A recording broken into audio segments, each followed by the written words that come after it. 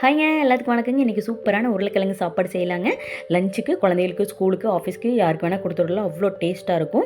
அதுக்கு வந்து ஒரு 3 உருளைக்கிழங்கை வந்து நல்லா தோல் சீவிட்டு எண்ணெயில் போட்டு பொரிச்சிக்கலாங்க. நல்லா டீப் ஃப்ரை பண்ணக்கூடாது. லைட்டாக மட்டும் ஒரு 50% மட்டும் ஃப்ரை பண்ணி தனியாக எடுத்து வச்சுக்கலாம். அதே எண்ணெயில் கடுகு, கடலப்பருப்புங்க, பெரிய வெங்காயம், அப்புறம் கருவேப்பிலை, அப்புறம் வந்து பச்சை மிளகாய் இதெல்லாம் போட்டு நல்லா வணக்கலாங்க. பூண்டு தட்டி போடணும். அளவுகளை டிஸ்கிரிப்ஷனில் கொடுக்குறேன், செக் பண்ணிக்கோங்க.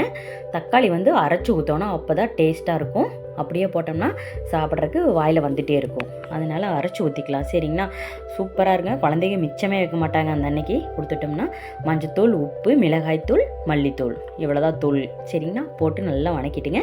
நல்லா பச்சை வாசனை போகிற அளவுக்கு வணக்கிட்டு தக்காளியை அதுக்கப்புறம் தான் உருளைக்கிழங்கை நம்ம போட போகிறோம். சரிங்களா? செம்ம டேஸ்டியாக இருந்தது. எனக்கு வந்து நான் பெரிய வீடியோ ஆல்ரெடி அப்லோட் பண்ணிட்டேன், பார்த்துக்கிறவங்க ஓகே. நான் வந்து எனக்கு ஃபோன் ப்ராப்ளங்கிறதுனால கொஞ்சம் வீடியோ கன்டினியூவாக போட முடியல, சாரி. இப்போ கன்டினியூவாக வந்துடும், பார்த்துக்கோங்க.